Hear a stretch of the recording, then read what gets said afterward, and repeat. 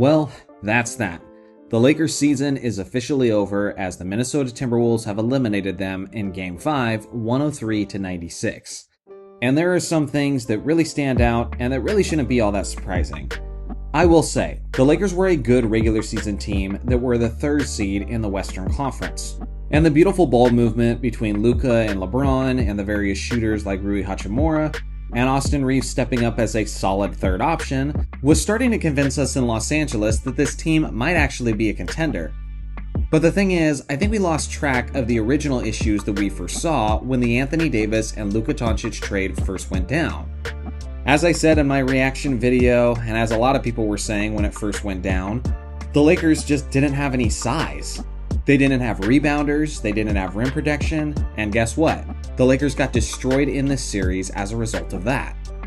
Every single game that the Lakers lost in this series, they were destroyed in the points in the paint, as they lost last night's battle 58-40. They had Rudy freaking Gobert looking like Wilt Chamberlain on the basketball court, as he finished the contest with 27 points and 24 rebounds, breaking several franchise records in the process.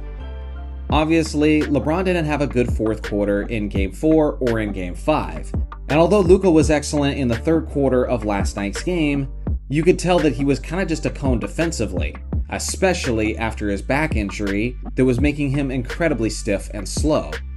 I gotta say, the one person who suffers the most for how this series played out, at least from an optics perspective, is JJ Redick. What do you recall about your thought process in the moment, sticking with the 5 you stuck with in the 4th quarter the other day? And is there an assistant or someone maybe that you'll lean on tonight, try to get some other guys involved if that opportunity presents itself? Are you saying again? that because I'm inexperienced and that was an inexperienced decision that I made? Do you think I don't talk to my assistants about substitutions every single time out? No, I just think there's a lot of coaches lean on their assistants in those situations. As do I, There's a lot going every on. single time. That's a weird assumption. Thank you, Coach. His decisions in this series were questionable to say the least. And I had been telling people leading up to these playoffs that it was the playoffs that were really going to determine whether or not JJ was a solid head coach. It was how he would make adjustments, how he would make rotations, and how he would utilize his team that would ultimately determine how we perceive him. Some of the decisions made in this game by Redick were incredibly puzzling. Like, why is Maxi Kleber spending minutes on the floor shooting up shots when he hasn't played NBA basketball since January? Why are we having to witness crucial rebound after crucial rebound for Rudy Gobert and important dunk after important dunk, while Jackson Hayes is just sitting there on the bench looking on, just wishing to get some minutes and have his own chance at stopping the 7-footer?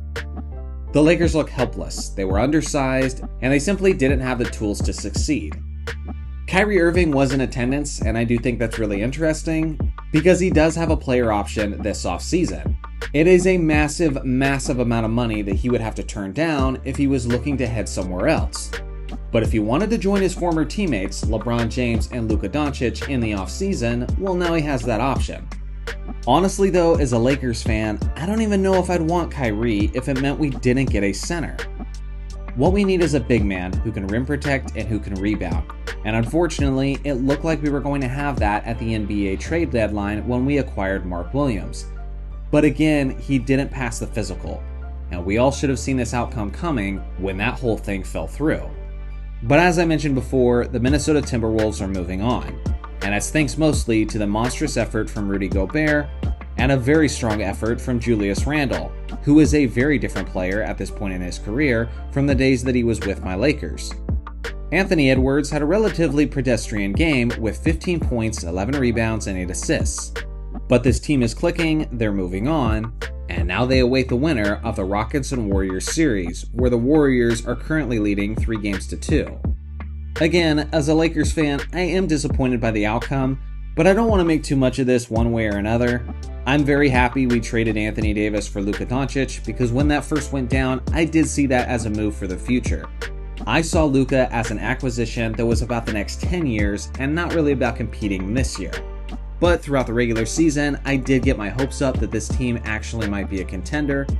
But at the end of the day, rim protection and rebounding are just too important. And that Rudy Gobert clinic is going to be a lasting memory in Laker fans' minds. I can only imagine what a guy like Nikola Jokic would have done to us instead. It's kind of a weird feeling, to be honest, because I'm not nearly as frustrated as I normally am when my Lakers get eliminated. Because again, there's just some things in basketball that you can't overlook.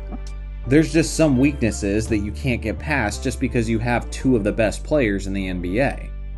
I don't think the NBA league office is very happy about the fact that LeBron and Luka are now going to be spectating from their couches. But with that being said, Anthony Edwards is one of the most exciting young players in the NBA today. And as he makes it further into the playoffs, the hype train for him will just get stronger and stronger. So these are just my thoughts and my immediate reaction to this game, but what are yours? How do you think the Lakers can improve upon this season? And are you having second thoughts about whether or not trading Anthony Davis for Luka Doncic was actually the right move? I know I'm not, I still feel great about it, but again, give us a full offseason and some acquisitions, and we'll see what happens.